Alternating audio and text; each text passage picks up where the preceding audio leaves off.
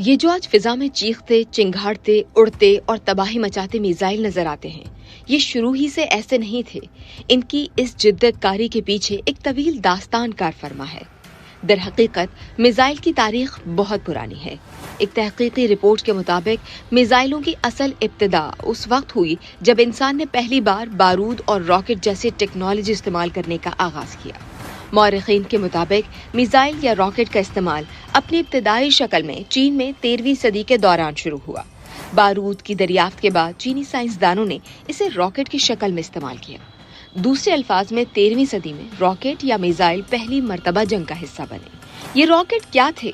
یوں سمجھ لیجئے لکڑی کے بڑے بڑے بانس تھے جن کے خول میں بارود بھر دیا جاتا تھا۔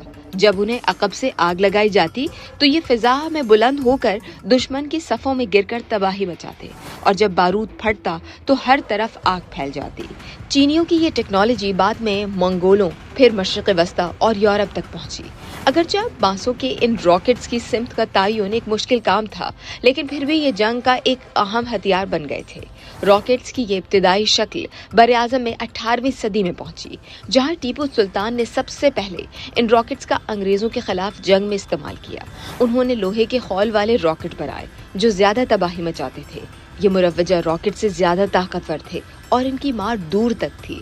اگرچہ ٹیپو سلطان کو اپنی فوجی افسران کی غداری کے باعث شکست ہو گئی، لیکن انگریز حکمران ان راکٹ سے بہت متاثر ہوئے۔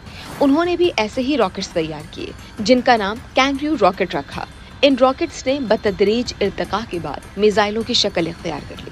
پھر جب 19ویں اور 20ویں صدی میں سائنس اور ٹیکنالوجی نے ترقی کی منازل طے کی تو راکٹ اور میزائل بھی اپنے حیت کے اعتبار سے ترقی کے زینے طے کرنے لگے۔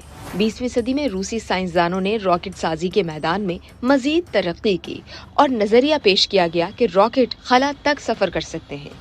ان کی تحقیق نے خلائی اور جدید میزائل ٹیکنالوجی کی بنیاد رکھی۔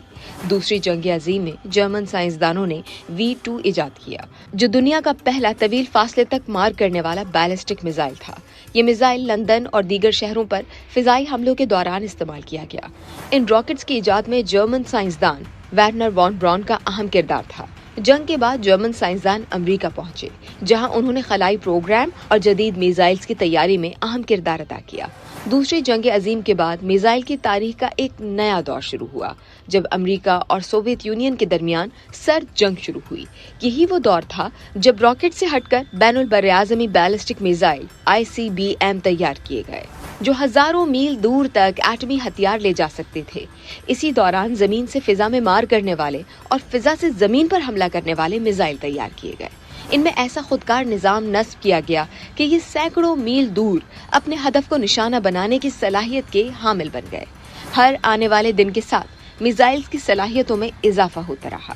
یہ میزائل کمپیوٹرائزڈ رہنمائی، سیٹلائٹ نیویگیشن اور جدید سینسر نظام سے بھی لیس ہو گئے۔ یوں ان کے ہدف تک پہنچنے کی شرح میں اضافہ ہو گیا۔ اس کا عملی مظاہرہ حالیہ ایران اسرائیل امریکہ جنگ کے دوران دیکھنے میں آیا، جب اسرائیلی میزائلز نے ایران کے اہم رہنماؤں کو نشانہ بنایا۔ اسی طرح ایرانی میزائلز نے بھی اسرائیل اور مشرق وسطی میں ٹھیک ٹھاک نشانے لگائے۔